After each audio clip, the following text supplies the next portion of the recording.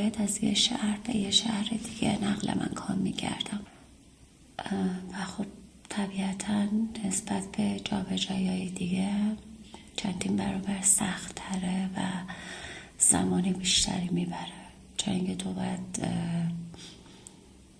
توی یه شهر دیگه خونه پیدا کنی، کلی خونه ببینی، یه دونش حالا مورد پسندت قرار بگیره یا نگیره، بعد اینکه هماهنگی این دوتا خونه رو تحویل بگیری، چک کنی همه چی و خب قطعا میدونید دیگه خیلی داستان داره و منم کلن یه نفر بودم و باید همه این کار رو انجام میدادم. راستش من میتونستم توی خونه قبلی بشینم، صاحبخونه خیلی ازم راضی بود و کاملا دوست داشت که من تمدید کنم قراردادم، ولی خب من به خاطر همسایه های کم فرهنگی که اونجا بودن و نمیتونستم هیچ کاری بکنم، چون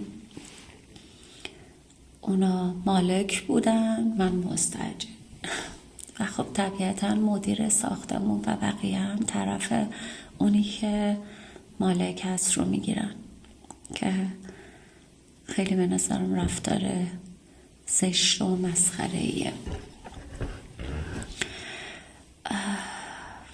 من طبیعتا نمیتونستم توی اون ساختمون بمونم به خاطر سرصداهایی که طبقه بالاییمو برای من ایجاد میکردم و کلا مزاحمت زیاد داشتن. تصمیم گرفتم از اونجا بلند شم و به یه خونه‌ای که بدونم تماما در اختیار خودمه، هر ساعتی که دلم بخواد میتونم ویدیو بگیرم بدون هیچ گونه مزاحمتی، بدون هیچ سر صدایی. و خب از همه مهمتر این که من چند تا گربه دارم و توی آپارتمان با یه تراس خیلی کوچولو واقعا سخت بود نگهداریشون و گناه داشتن که من بخوام توی اون آپارتمان اینا رو یه جوری حبسشون کنم. دوست داشتم که برای گربه ها یه فضای بزرگتر فراهم کنم. آپارتمان واقعا سخت بود نگهداریشون، چون گربه های DSH گربه های خیابونی هن و هایپر اکتیو هن، اکتیویتیشون خیلی بالاست همونطور که میدونین و واقعا سخته، گناه دارن که بخوای تا اینا رو توی یه آپارتمان 70-80 متری نگه داری وقتی هم که تعدادشون انقدر بالاست. خلاصه تصمیم گرفتم که یه جایی بیام که حیاط داشته باشه و بچه هم لذت ببرن، کیف کنن، احساس زندانی بودن بهشون دست نده. خدا رو شکر از هر جنبه‌ای که در نظر بگیرید اینجا به جایی خیلی برای من خوب بود، خیلی آرامش دارم اینجا و اینکه گربه ها هم فوق‌العاده خوشحال ترن نسبت به قبل. سرتون رو درد نیارم. این تقریبا میشه گفت خلاصه این 3 ماه بود، حالا وارد دیتیل نشدم اما خب کلیتش همین بود. وسایل کاملا پک شده بود و من تجهیزاتم همشون پک شده بود، توی کارتون بودم و من نمیتونستم ویدیو بگیرم و یه اخلاق بدی که دارم اینه که مثلا شاید خب هر کس دیگه ای باشه میگه که اوکی من با همین موبایلم ویدیو میگیرم، نورم مثلا خب حالا نور روز حتما نیاز نیست که نمیدونم سافت باکس باشه و حالا چیزایی دیگه، ولی خب من متاسفانه یا خوشبختانه خیلی این اخلاق کمالگرایی رو دارم و یه جایی واقعا اذیتم میکنه. البته که تا حد زیادی دارم کنترلش میکنم و سعی میکنم که به یه حالت وسواسگونه‌ای نرسه، ولی خب بود و نمیتونستم خودم رو راضی کنم که حالا با گوشی یا مثلا اصلا با میکروفون خود گوشی بخوام ضبط بکنم. واقعا نمیتونستم با این قضیه کنار بیام که ویدیو ASMR که برای شما میخوام بگیرم با میکروفون گوشی باشه یا اینکه خیلی دم دستی و ساده باشه. ببخشید واقعا بابت این وقفه، ولی هر کاری کردم خودم رو نتونستم راضی کنم. هرچند همین الانشم شاید از این نور، از این بک‌گراند خیلی راضی نباشم و ایدئال من نباشه، اما خب میگم دارم سعی میکنم که این کمالگرایی بودن رو یه خورده کنترلش کنم. واقعا دلم تنگ شده بود که بشینم اینجا باهاتون صحبت کنم. خیلی این مدت به من لطف داشتیم، باورم نمیشه. یعنی من اصلا باورم نمیشه که توی این جمع کوچیکی که داریم این همه آدم، یعنی تقریبا میتونم بگم بالای 70-80% پیگیرم بودین و سراغم رو میگرفتین کجایی، منتظر ویدیوهاتیم. با اینکه خب خیلی وقت نگذشته که من دارم ویدیو میذارم توی یوتیوب و شاید بشه گفت از نظر خودم که اونقدی هنوز جای خودم رو توی دل شما باز نکردم و این قضیه خیلی برام خوشحال کننده بود که این همه آدم مهربون دارن منو همراهی میکنن. واقعا ممنونتونم. واقعا انرژی گرفتم. شاید بگم اگر به خود من بود شاید مثلا ویدیو گرفتنم رو میذاشتم بعد از عید، چون واقعا به لحاظ ذهنی و روحی خسته بودم و هنوز اونطور که باید شاید انرژی نگرفتم. اما پیگیری های شما رو که میدیدم و کامنتاتون رو که میخوندم یا اینکه خیلیاتون پیام میدادید توی دایرکت اینستاگرام، واقعا گفتم اصلا ببین واقعا انرژی گرفتم. یعنی حالا اون انرژی که خودم میخواستم آروم آروم بعد از 1-2 ماه دیگه به دست بیارم خیلی زودتر با لطف و مهربونی شما به دست آوردم. من یه نظرسنجی کوچولو انجام دادم توی کانال و توی همین جمع کوچیکمون و پرسیدم که چجور ASMR رو دوست داریم. میشه گفت 80-90% ویسپرینگ رو دوست داشتید یا همین حالت پچ و یا مثلا زمزمه نامفهوم و سافت اسپوکن و این از این دست. من میخوام این سری ویدیوها رو با خوندن کتاب شروع کنم. طبیعتاً یه سری ایده های دیگه هم دارم که در ادامه قطعاً کار میکنم.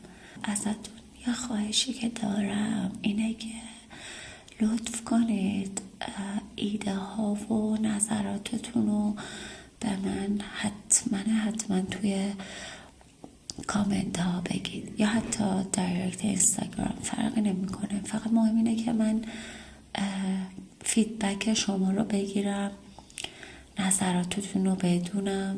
حتی اگر ایده خاصی دارید یا ایده جدیدی دارید برای این سبک خیلی خوشحال میشم بدونم و ممنون میشم که با من به اشتراک بذارید. حتی امکان من از ایده های خودتون توی اجرا استفاده کنم، چون به هر حال شما دارین ویدیوها رو میبینید و در وهله اول باید چیزی باشه که اکثریت شما اونو دوست دارید. پس لطفاً کامنت بذارید، نظرتون رو بگید.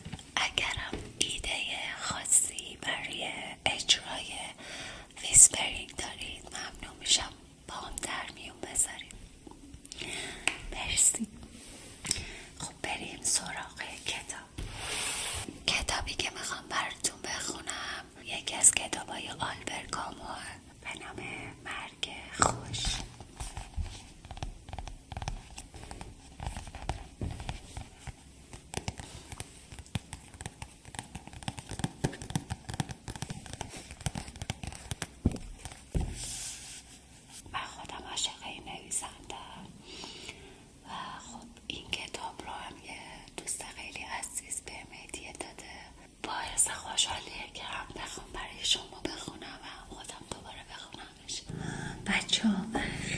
ازتون عذر میخوام.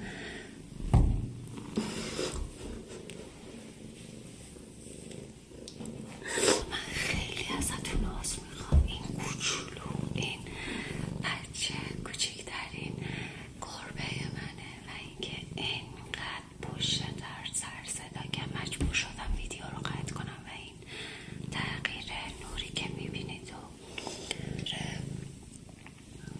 تصویر و این چیزهایی که میبینید به خاطر اینه، چون مجبور شدم قطع کنم و ایشون هم اومدن و پایه دوربین رو جا به جا کردن.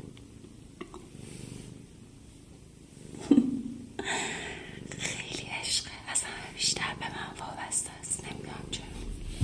بیا اینجا نباید فضولی کنی، بشی. و من خودم عاشق این نویسنده‌ام و این کتابش خیلی دوست دارم، چون یه دوست عزیز بهم هدیه داده. فصل اول، مرگ طبیعی.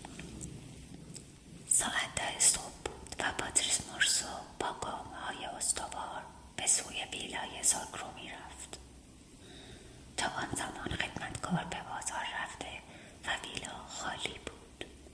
صبح زیبای بهاری بود، خنک و آفتابی. خورشید بیتابید، اما گرمایی از پرتو درخشانش احساس نمی‌شد. جاده‌ای تهی و سربالا به ویلا منتهی می‌شد. درختان کاج کنار تپه نوربارا شده بودند. پاتریس مورسو چمدانی در دست داشت و در آن صبح تنها صدایی که شنیده می‌شد طنین گام‌هایش و قشقش دائم دسته چمدانش بود. در کنار جاده و نزدیکی ویلا میدانگاه کوچکی بود که با بستر گلها و چند نیمکت تزئین شده بود. جلوه شمعدانی‌های سرخ تازه شکفته در میان شبیارهای خاکستری، آسمان آبی و دیوارهای سفید چنان تازه و بی‌آلایش بود که مورسو برای لحظه‌ای پیش از عبور از کنار میدانگاه ایستاد. آنگاه جاده‌ای که به ویلای ساکرو می‌رفت دوباره سرازیری شد. لحظه‌ای در آستانه در مکث کرد و دستکش‌هایش را پوشید. دری را که مرد افلیج هرگز قفل نمی‌کرد باز کرد و به دقت پشت سرش بست. راه را به طرف در سوم از چپ طی کرد، در زد و وارد شد. البته ساکرو آنجا بود. پتویی روی کنده پاهایش کشیده و روی صندلی کنار آتش نشسته بود.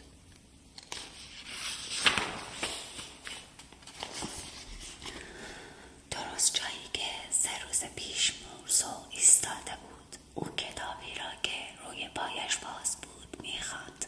وقتی به مورسو که جلوی در بسته ایستاده خیره بود، هیچ نشانی از تعجب در چشمان گردش دیده نمی‌شد. پرده ها کشیده و نور آفتاب بر کف اتاق و روی اساسیه افتاده و اشیای خانه را روشن‌تر کرده بود. آن سوی پنجره صبح بر فراز زمین خنک و زرین شادی می‌کرد. شادی بیرو، غریو سود گذر و گوش خراش پرندگان و سیل شدید نور، جلوه‌ای از حقیقت و معصومیت به روز بخشیده بود. مورسو بی حرکت ایستاد. گرمای خفه کننده اتاق گوشها و گلویش را پر می‌کرد. آتش شومینه به رغم تغییر هوا زبانه می‌کشید. مورسو احساس می‌کرد خون تا شقیقه‌اش می‌رود و تا نوک گوش‌هایش طنین می‌اندازد. ساکرو حرکات او را دنبال می‌کرد بی آنکه بتواند چیزی بگوید. پاتریس به طرف گنجه‌ای که در جهت شومینه قرار داشت رفت و بی آنکه مرد افلیج را بنگرد چمدانش را روی میز نهاد. احساس می‌کرد زانوهایش هیچ قدرتی ندارند. سپس سیگاری درآورد و چون دستکش به دست داشت آن را به زحمت روشن کرد. صدای خفیفی باعث شد سیگار به لب به پشت سر نگاهی بیاندازد. زاگرو همچنان به او زل زده اما تازه کتاب را بسته بود. مورسو که آتش زانوهایش را اذیت می‌کرد عنوان کتاب را که سر و ته بود خواند. ندیمه دربار، اثر بالتزار گراسیان. سپس روی گنج خم شد و درش را باز کرد. تپانچه‌اش هنوز هم در آنجا بود و عینه‌های سیاه براق و قرمه مانندش بر پاکت نامه سفیدی قرار داشت. مورسو پاکت را با دست چپ و تپانچه را با دست راست برداشت. سپس کمی مکث کرد و تپانچه را زیر بغل چپش نهاد و پاکت را باز کرد. کاغذ بزرگی در آن بود و دست خط کج زاگرو بالای آن به چشم می‌خورد. می‌خواهم از دست نیمه جان خود خلاص شوم. این مشکلی پیش نمی‌آورد. به حد کافی پول برای تسویه حساب با کسانی که تا به حال مراقب من بودند هست. لطفاً بقیه پول را در راه بهبود شرایط انسان‌های محکومی صرف کنید که در سلول‌های زندان به انتظار اعدام به سر میبرند. هرچند میدانم این توقع زیادی است. مورسو بی آنکه احساساتی شود کاغذ را تا کرد و در پاکت گذاشت و در همان لحظه دود سیگار به چشمش رفت و ذره‌ای خاکستر روی پاکت افتاد. پاکت نامه را تکاند و آن را روی میز در جایی که اطمینان داشت جلب توجه می‌کند گذاشت. سپس به طرف زاگرو که حالا به پاکت نامه خیره بود و انگشت‌های کوتاهش کتاب را نگه داشته بودند برگشت. مورسو خم شد و کلید گاف صندوق داخل گنجه را چرخاند و اسکناس‌های بسته‌بندی شده در کاغذ روزنامه‌ها را که فقط تهشان دیده می‌شد برداشت. همچنان که تپانچه زیر بغلش بود با دست دیگرش چمدان را پر کرد. دست کم 20 بسته اسکناس سدی در آنجا بود. سپس متوجه بزرگی چمدانش شد. یک بسته را در گاف صندوق گذاشت، در چمدان را بست و سیگار نیمی کشیده‌اش را در آتش انداخت. بعد تپانچه‌اش را با دست راست گرفت و به طرف مرد افلیج رفت. بچه ها برای اینکه ویدیو زیاد طولانی نشه من تا همینجا بیشتر ادامه نمیدم و اینکه لطفا نظراتتون رو حتما به من بگید، چون برای خود من هم یه تجربه کاملا جدیده و اینکه